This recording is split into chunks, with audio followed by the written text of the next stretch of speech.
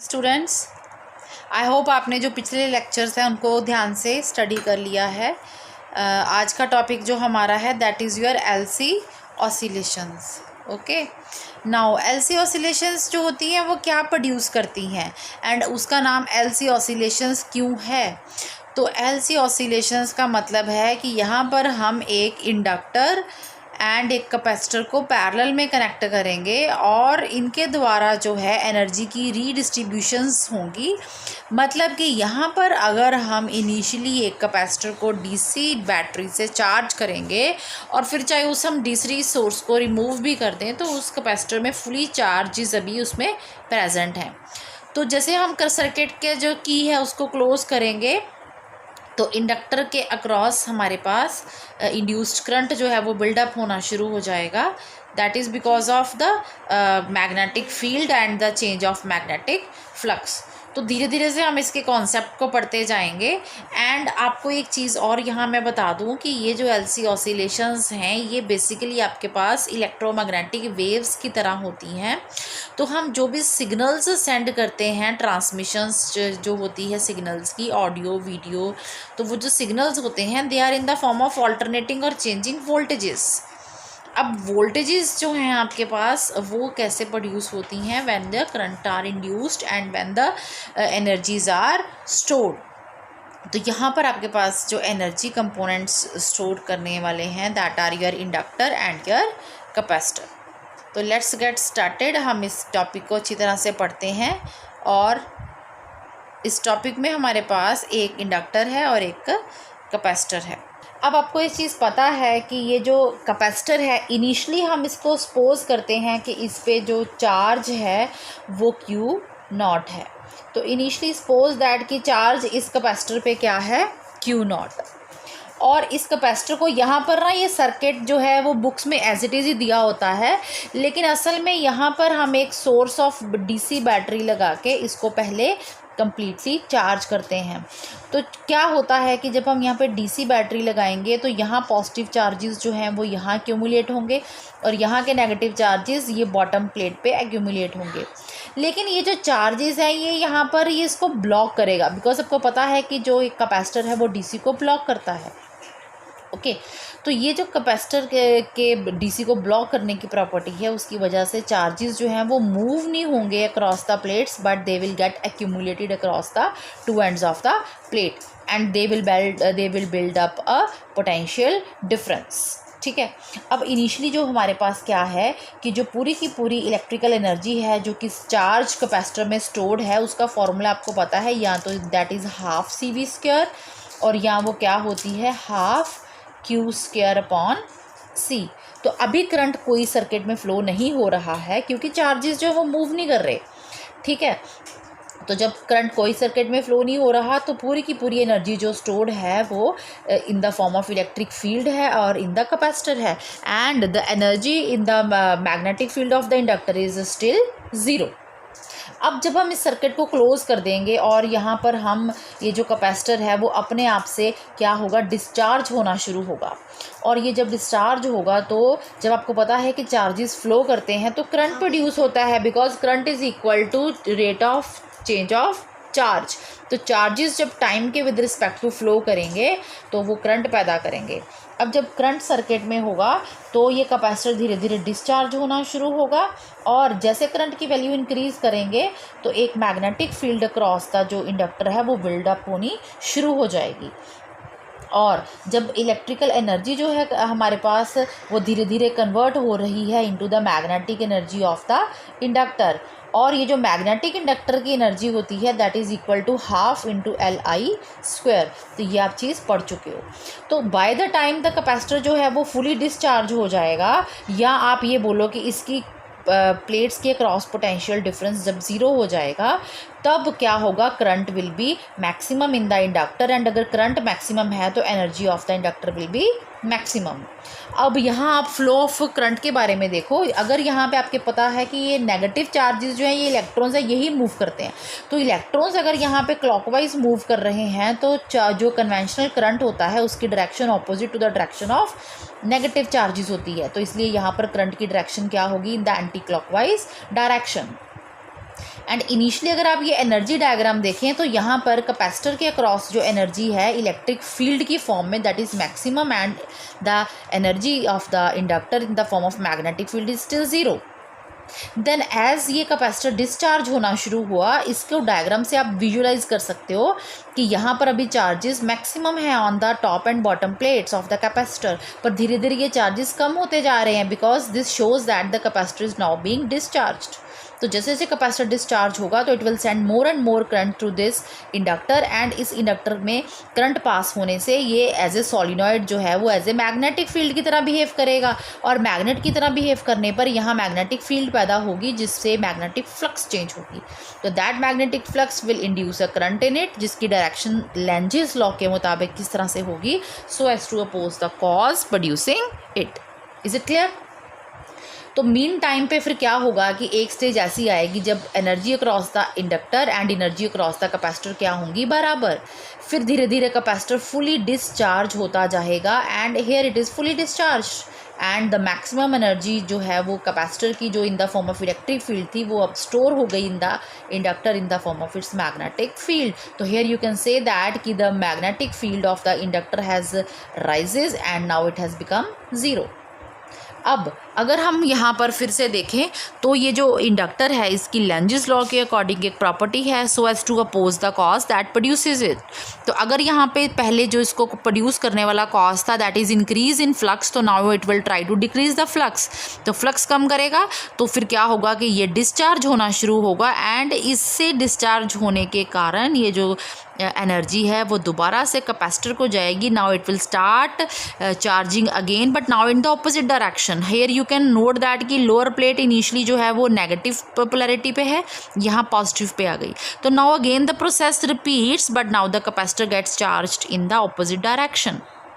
तो fully charge होगा opposite direction में, तब मैग्नेटिक एनर्जी जो है या magnetic energy of the inductor becomes zero, and now it is again charged, but and in this stage the electric energy of this capacitor will again becomes maximum. तो in this way energy is being oscillated between the electric field of the capacitor and the magnetic field of the inductor. तो यहाँ पर हमारे पास electrical oscillations produce हो रही हैं एक definite frequency की, तो that is why they are called LC oscillations. और ये जो ऑसिलेशंस प्रोड्यूस होंगी ये हम मान के चलते हैं कि ये ऑसिलेशंस जो होती हैं वो अनडैम्प्ड हैं। और अनडैम्प्ड ऑसिलेशंस कौन सी? अनडैम्प्ड ऑसिलेशंस होती हैं वो कुछ इस तरह से होती हैं जिनका जो एम्पलीट्यूड है वो हमेशा क्या रहता है, कांस्टेंट। यहाँ लाइक आप देख रहे हो कि यहाँ पर जो ऑसिलेशंस हैं उनका कांस्टेंट एम्पलीट्यूड है। तो अगर ये कांस्टेंट एम्पलीट्यूड की ऑसिलेशंस हमें चाहिए तो इनको बोलते हैं अनडैम्प्ड ऑसिलेशंस, और ये तभी मिलती हैं अगर हम ये मान के चलें कि एनर्जी लॉस जो है वो बिल्कुल नहीं हो रहा। पर एक्चुअली में होता क्या है कि एलसी ऑसिलेशंस थोड़ी सी डैम्प्ड होती हैं, मतलब they are not exactly like this, but वो कुछ इस तरह से आपको मिलेंगी और धीरे धीरे डैम्प होती नज़र आएंगी। अब इनके डैम्प होने का जो कारण है वो ये है कि हर एक जो इंडक्टर होता है उसकी कुछ ना कुछ रेजिस्टेंस है। तो जिस इंडक्टर की रेजिस्टेंस है उसमें कुछ ना कुछ एनर्जी जो है वो हीट की फॉर्म में तो लॉस होगी, ठीक है। तो अगर एनर्जी जो हीट की फॉर्म में लॉस हो रही है तो उसके कारण से जो एम्पलीट्यूड्स हैं वेव्स के वो इक्वल ना रहते हुए वो क्या होते जाएंगे, डिक्रीज़ करते जाएंगे। और अगर हमने रेजिस्टेंस मान लो कि पूरी ज़ीरो कर भी दी इंडक्टर की, तो भी क्या होगा कि पूरे जो सिस्टम है जो एलसी ऑसिलेटर का उसकी एनर्जी जो है वो कांस्टेंट नहीं रहेगी, और क्योंकि कुछ एनर्जी जो है वो ईएम वेव्स की फॉर्म में बाहर रेडिएट होने वाली है। अब हम आगे ये पढ़ेंगे कि एलसी ऑसिलेटर की कुछ मैथमेटिकल ट्रीटमेंट्स या एनालिसिस मैथमेटिकल पढ़ेंगे, जिसमें हमारे पास डायग्राम तो वही है, ठीक है। और हम इस डायग्राम में से देखेंगे कि हमारे पास अगर एक कैपेसिटर है जिसकी कैपेसिटेंस C है और वो इनिशियली Q0 जो है चार्ज है इससे फुली चार्ज किया गया है।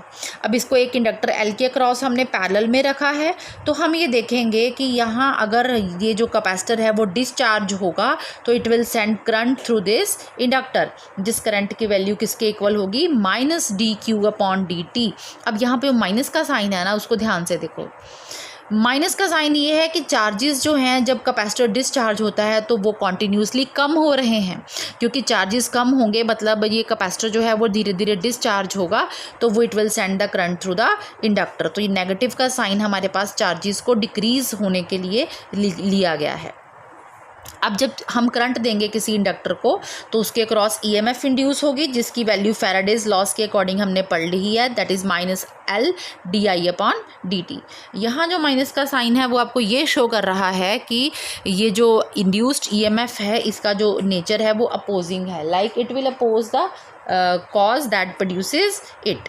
ठीक है, अब आपको किरचॉफ का जो लूप रूल है वो यहाँ लगाना है, जिसके अकॉर्डिंग क्या होगा कि the total voltage drop across this inductor plus the total voltage across this capacitor in a close circuit is always equal to 0। तो potential drop across the inductor हमने अभी निकाला -L/di/dt, एंड कैपेसिटर के across कितना voltage drop होगा ये हमने electrostatics के चैप्टर में पढ़ा है, दैट इज़ Q/C। अब नेक्स्ट स्टेप हमने यहाँ पर क्या किया है, यहाँ पर हमने यहाँ पर I की वैल्यू सब्स्टिट्यूट की है, और I की वैल्यू सब्स्टिट्यूट की है ये वाली -dq/dt। अब यहाँ वैल्यू सब्स्टिट्यूट करने पर I की हमारे पास क्या आ गया -dq/dt। तो I am writing just your this side, ये वाली साइड को मैं एक्सप्लेन कर रही हूँ कैसे ये हो गया। तो यहाँ माइनस माइनस का साइन कैंसिल हो गया, एंड यहाँ पर d इंटू डी और dt क्या होगा, डबल डेरिवेटिव। तो note this point, this is your double derivative. Okay, अब इस इक्वेशन के बाद ये इक्वेशन कैसे आई है, हमने थ्रू आउट L से सारी इक्वेशन को डिवाइड कर दिया। तो आप ये चीज़ देख सकते हो कि ये इक्वेशन इस तरह से आपके पास आ जाएगी। नाउ यहाँ पर हमने 1/LC की जगह पर ओमेगा स्क्वायर क्यों लिख दिया, बिकॉज हमने कल के लेक्चर में ये प्रूव किया था that angular frequency omega is equal to 1/√L into C। तो इस हिसाब से अगर हम स्केयरिंग बोथ साइड्स करते हैं तो दैट इज़ 1/LC। तो 1/LC की जगह पे हम ओमेगा स्क्वायर लिख सकते हैं। तो ये हमारे पास इक्वेशन आ गई। अब ये जो इक्वेशन है ये हमारे पास एक लीनियर डिफरेंशियल इक्वेशन है सेकंड ऑर्डर की, जिसका सोल्यूशन आपको मैथ्स में याद करना पड़ेगा कि कुछ इस तरह का होता है, because this is an equation in Q. तो ये चार्ज की वैल्यू देगी आपको, और इसका जनरल सोल्यूशन जो एक सेकंड ऑर्डर की डबल डिफरेंशियल इक्वेशन होती है उसका सोल्यूशन क्या होता है, a cos ω0t plus b sin ω0t। अब यहाँ पर हमें ये जो कांस्टेंट्स a और b हैं इनकी करनी है वैल्यू फाइंड आउट, और फिर इसी में दोबारा करनी है फिल। तो इसकी वैल्यू फाइंड आउट करने के लिए हम देखेंगे जब time t is equal to 0 था तो इनिशियली हमारे पास क्या था कि जो चार्ज कैपेसिटर के अक्रॉस था that was its maximum value. तो अगर हम यहाँ इस इक्वेशन में t is equal to 0 fill करें तो ये टर्म हो गई 0, तो साइन ऑफ 0 इज़ 0, तो ये सारी टर्म हमारे पास क्या हो गई 0। और यहाँ अगर t को 0 फिल किया तो cos 0 क्या होता है 1, एंड q क्या होता है at t is equal to 0 Q0। तो हमारे पास सिर्फ क्या बचा, दिस इज़ 1, तो a की वैल्यू आ गई Q0, ये हमारे पास a की वैल्यू आ गई। अब इसी इक्वेशन को अगर हम यहाँ पे डिफ्रेंशिएट करें विद रिस्पेक्ट टू टाइम, क्योंकि ये हमारे पास करंट की वैल्यू आ जाएगी dq/dt। तो कैसे डिफरेंशिएट करेंगे ये मेडिकल वाले बच्चे ध्यान से देखो। जब हम इस फंक्शन को डिफरेंशिएट करेंगे तो constant a as it is आ जाता है, कॉस के फंक्शन की जो डिफरेंशिएशन होती है that is minus sine omega T and multiply by the coefficient of T which is ω0। Is it clear? Plus यहाँ b कांस्टेंट है वो ऐसे ही आ जाएगा। साइन वाले फंक्शन की जो डिफरेंशिएशन होती है that is cos omega T multiply by the coefficient of T. तो ये पॉइंट आपको अच्छी तरह से यहाँ क्लियर करना पड़ेगा। Okay, is it clear? Further आप एक चीज़ यहाँ पर ये नोट कीजिए कि जब हमारे पास time t is equal to 0 है उस टाइम पे जो कैपेसिटर है उसके पास अभी फुल चार्ज है, तो अभी उसने चार्ज जो है वो देना शुरू नहीं किया है और चार्जेस फ्लो नहीं हुए हैं। तो इसका मतलब है उस टाइम पे जो भी करंट है दैट इज़ dq/dt वो क्या है 0। तो यहाँ पर dq/dt को जो लास्ट स्टेप में निकाला उसको 0 के बराबर कर देंगे, और हम साथ में t को 0 भी पुट करेंगे। तो t को 0 पुट करने से यहाँ कॉस यहाँ साइन 0 आ गया, ये टर्म तो पूरी 0 हो गई बिकॉज साइन 0 इज़ 0, और ये वाली टर्म में हमारे पास कॉस 0 होता है 1। ठीक है, तो यहाँ पर हमारे पास क्या आ गया ω0 into b is equal to 0। अब यहाँ b को 0 मान के चलेंगे क्योंकि ω0 angular frequency is not 0 here. Okay, mind it. Okay, अब आपके पास क्या चीज़ आ गई, अब आपके पास जो स्टैंडर्ड ये रिज़ल्ट था ये वाला, आप इस रिज़ल्ट को थोड़ा सा देखोगे, ये था हमारा स्टार्टिंग वाला रिज़ल्ट। तो इसमें हम a और b की करेंगे वैल्यूज़ फिल।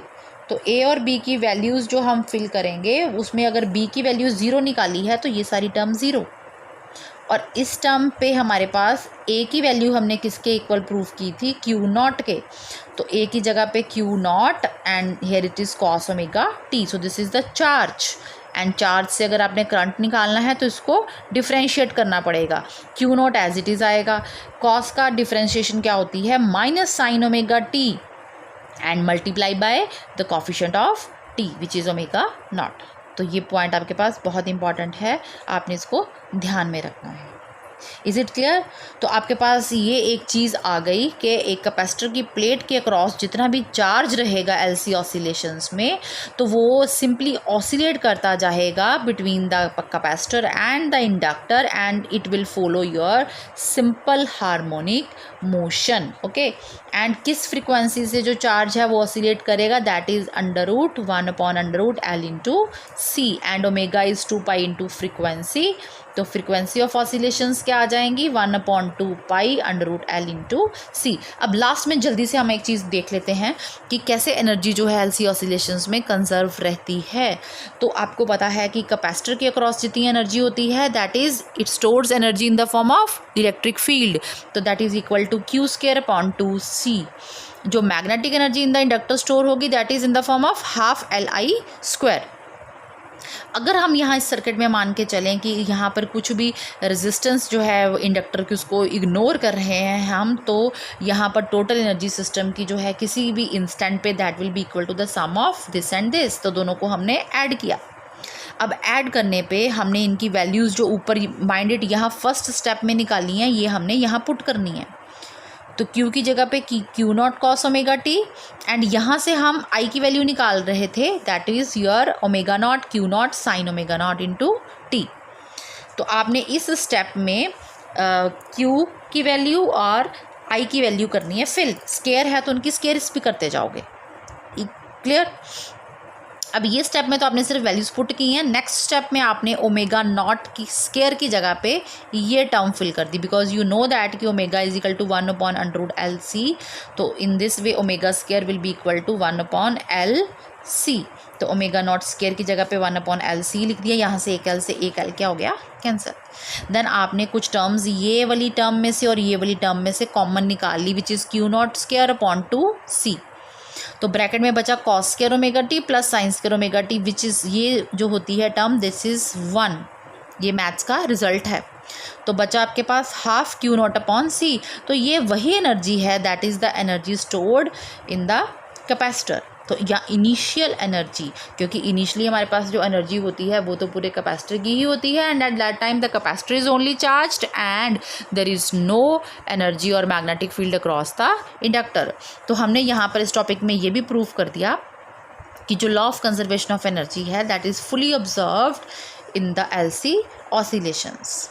ठीक है, और जो सम ऑफ पोटेंशियल एनर्जी है एंड द काइनेटिक एनर्जी है, जैसे वो सिंपल हार्मोनिक मोशन में कांस्टेंट रहती है, तो इसी तरह से यहाँ sum of energy across the capacitor and across the inductor constant रहती है during LC oscillations. So this thing we have proved. So students, I hope you have understand the whole concept of LC oscillations. So we next time pe I'll be back with your new topic and a new video. Thank you.